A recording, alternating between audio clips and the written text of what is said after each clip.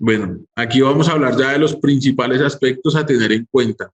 Entonces, en el formato 1001, siempre se recomienda que se realice un resumen de las 12 declaraciones del formulario 350 y que se verifique que estas retenciones cuadren al peso con las retenciones reportadas en el formato 1001, ¿sí?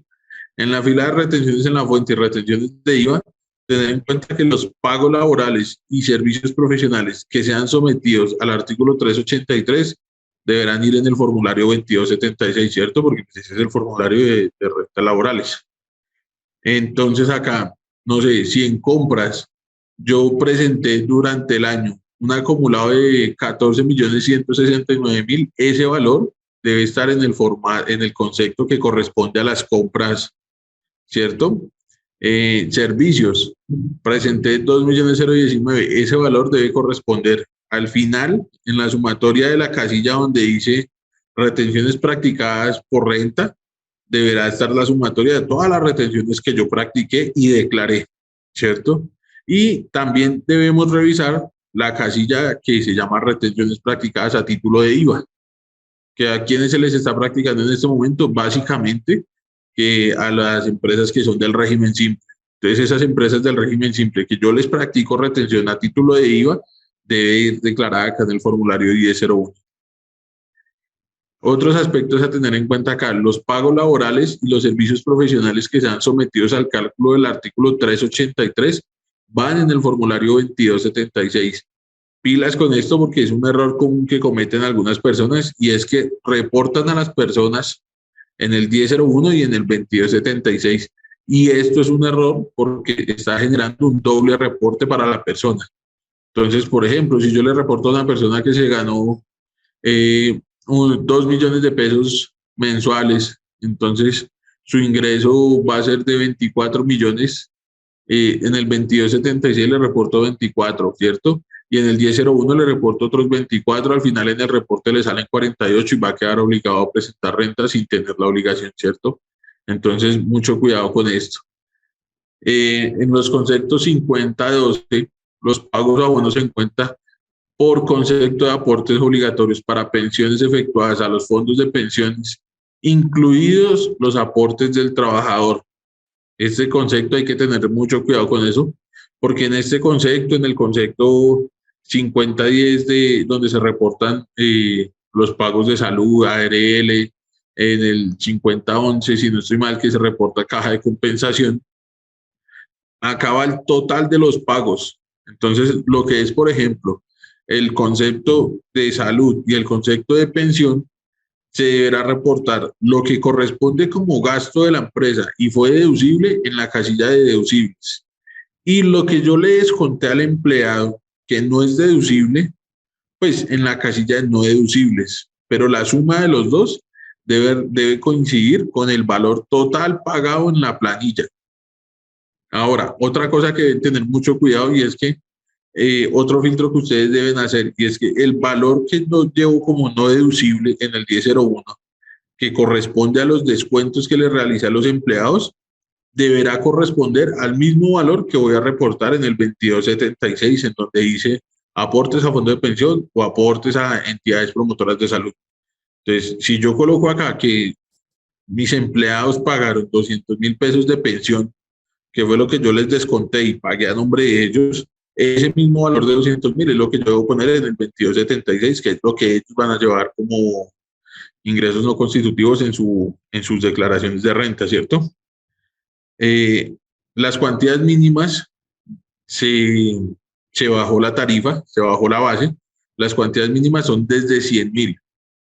Eh, debemos tener mucho cuidado acá con los conceptos que vamos a reportar. Entonces, las cuantías mínimas se reportan con el código 43, el tercero se llamará cuantías mínimas y el NIT es 9 veces el 2 y se deberá informar dirección, código de municipio, código de departamento y código del país del tercero informante.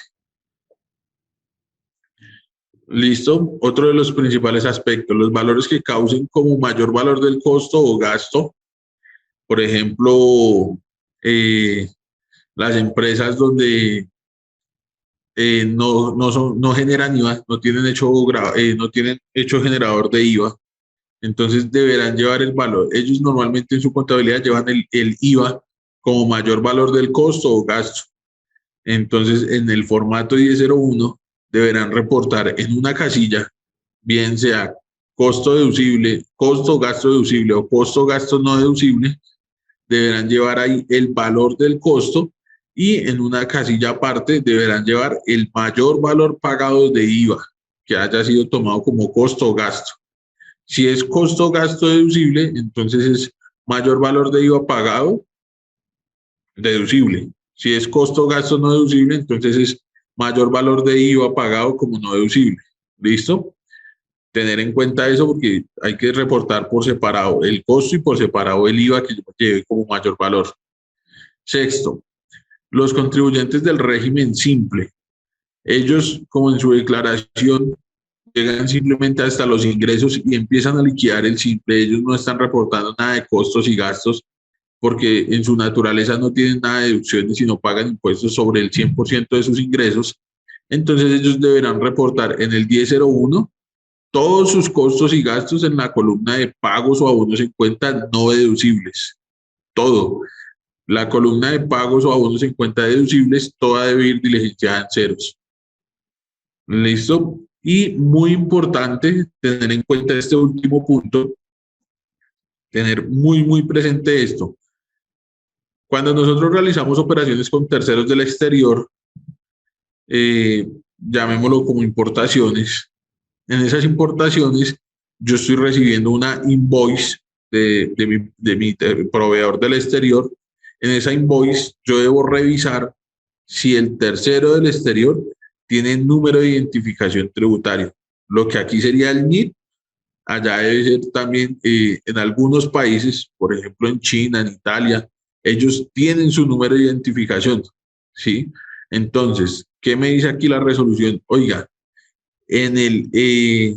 para los pagos o abonos en cuenta efectuados a entidades o sociedades del exterior, al reportar el número de identificación se debe diligenciar con número, código o clave de identificación, tal como figura en el registro fiscal tributario del país de residencia o domicilio y el tipo de documento 42.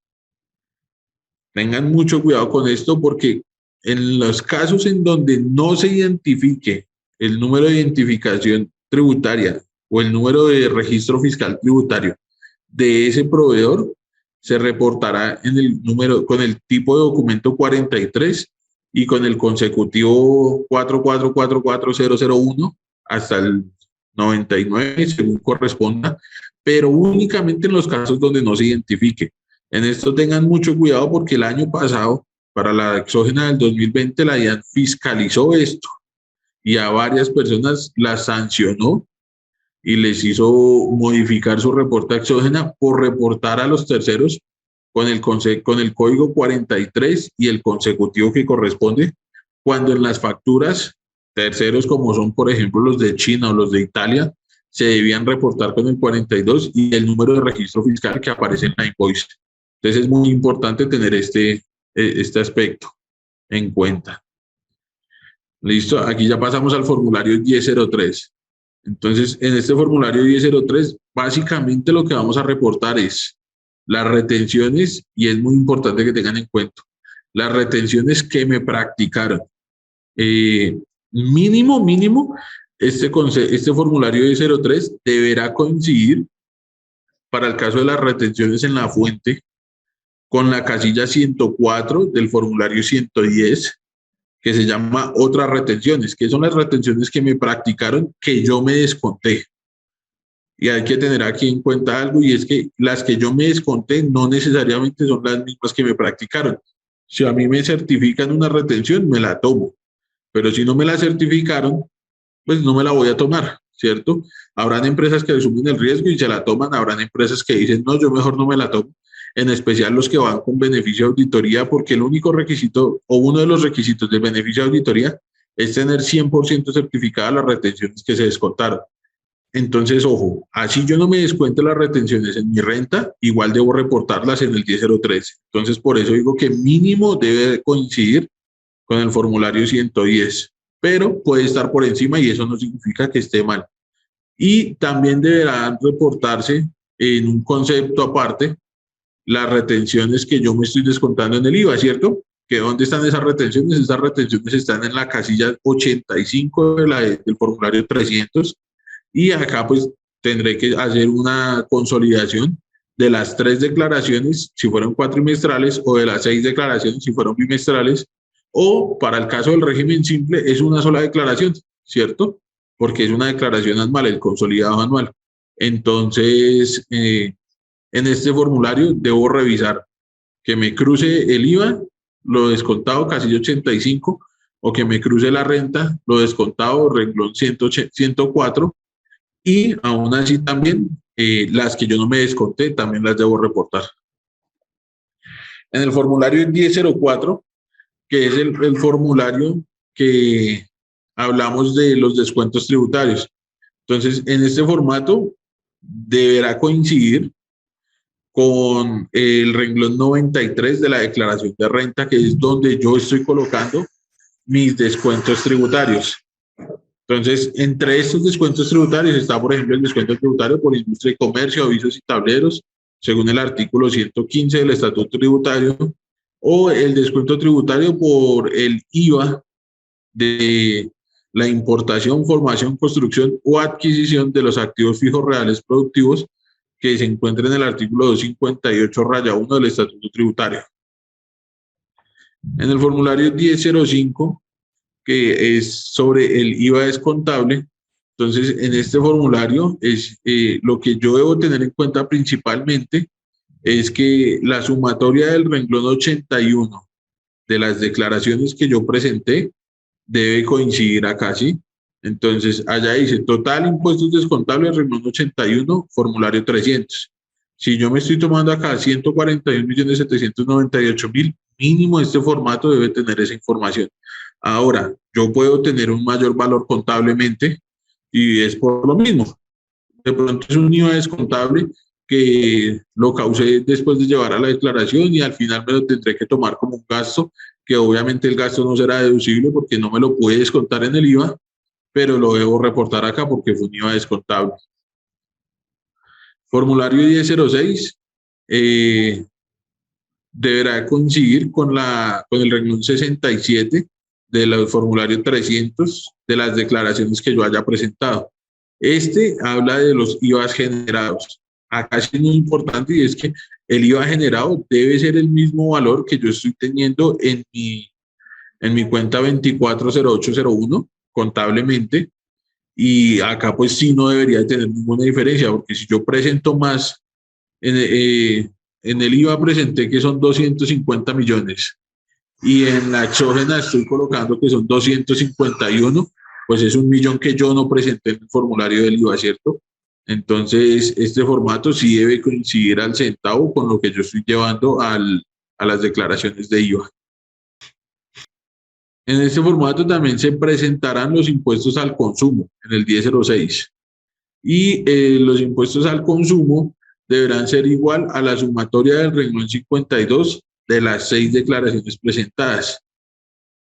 Acá sí, tener en cuenta eso, pues también debo reportar allá qué fue lo que yo pagué por impuesto al consumo, ¿vale?